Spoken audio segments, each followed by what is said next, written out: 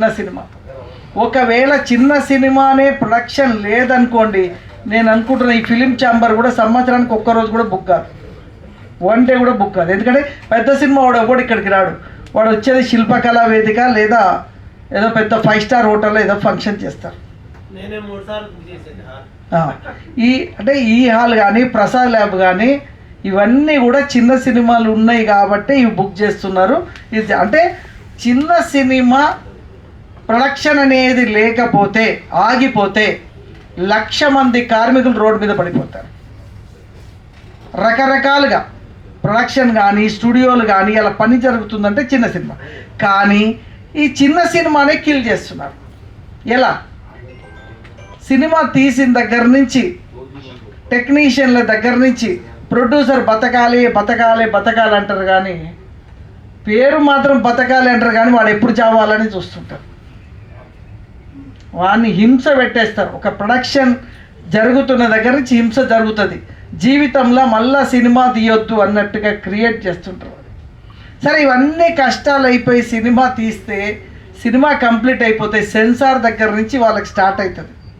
సెన్సార్లో వీరు చెప్పినట్టు 40,000 అయిపోయే సెన్సార్ చిన్న సినిమాకి థియేటర్లు ఇచ్చుడే కష్టం. అంటే వాళ్ళు సుప్రీంకోర్టు ఆర్డర్, అంటే అది పెద్ద సినిమాల కోసం ఇచ్చింది, చిన్న సినిమాలకు అప్లై చేస్తున్నారు. పెద్ద సినిమాల కోసం తెచ్చిన ఆర్డర్ అది. అంటే యాక్చువల్గా ఏంది, సినిమా థియేటర్లోనే ఆ ప్రొవిజన్ ఇంకా రాలేదు. థియేటర్లో ఎక్కడ కూడా డఫ్ అండ్ డమ్కి ఆ యొక్క ఫెసిలిటీ ఎక్కడ రాలేదు. కానీ 1 ఇయర్ నుంచి సెన్సార్ వాళ్ళు ఇంప్లిమెంటేషన్ చేస్తారు. ఏ సెన్సార్ చేసుకోవాలన్నా డఫ్ అండ్ డమ్కి అర్థమయ్యేటట్టుగా చేయాలి అంటే ఎక్కడ చేస్తారు? క్యూబ్లో చేస్తారు. క్యూబ్ ఎవరితో లింక్ అయి ఉంది? ఇక్కడ ఉన్న పెద్ద ఈయన చెప్పిన 4 రాక్షసుల చేతిలో ఉంది. ఆ క్యూబ్కి డబ్బులు పోతాయి. అది 10,000 రూపాయల పని, వాళ్ళు 1,50,000 తీసుకుంటారు. అది 1.5 lakh తీసుకుంటారు. అది 10,000 రూపాయల పని. కారణం ఏంటి అంటే ఆ క్యూబ్లోనే చేయాలని చెప్తారు. ఆ క్యూబ్లో చేసి సెన్సార్ అయిపోయిన తర్వాత 2 లక్షల రూపాయలు ఖర్చు పెట్టి సినిమా బయటకు వచ్చిన తర్వాత ఇక్కడ కొంతమంది ఏమంటారు, డేగల్లాగా ఈ నిర్మాతని పట్టుకుంటారు. నీ సినిమా 100 థియేటర్ రిలీజ్ చేస్తాం, 200 థియేటర్ రిలీజ్ చేస్తామని చెప్తారు. ఈయన కూడా ఆశపడతాడు, నిజమే నా సినిమా 100 థియేటర్ రిలీజ్ అవుతుంది, నా సినిమా 200 థియేటర్ రిలీజ్ అవుతుంది, ఆశతో ఉంటాడు. ఓకే, ఇంత కష్టపడి ఇంత అద్భుతమైన సినిమా తీశాను, ప్రివ్యూ చూసినప్పుడు అందరూ మెచ్చుకుంటారు, ఎంత అద్భుతంగా ఉంది కథనం, పర్ఫార్మెన్స్, ఆర్టిస్టులు అని. తీరా ఏమవుతుందంటే మోసం ఎక్కడ జరుగుతుందంటే 100 థియేటర్లకి క్యూబ్కి డబ్బులు కట్టిస్తారు. నిన్ననే ఇప్పుడు మన ప్రొడ్యూసర్లు నాకు ఉదయం నుంచి చాలామంది ఫోన్ చేస్తూ ఉన్నారు, వాళ్ళు రాలేకపోయి వాళ్ళ ఇన్ఫర్మేషన్ ఏమేమి సినిమాకి ఏం జరిగిందని. 100 థియేటర్కి డబ్బులు కట్టిస్తారు. తెల్లారి చూస్తే అది 5 థియేటర్లో ఉంటుంది ఆ సినిమా. 95 థియేటర్ల పైసలు క్యూబోర్డ్ దగ్గర ఉంటాయి. ఇది కావాలని చేసేది.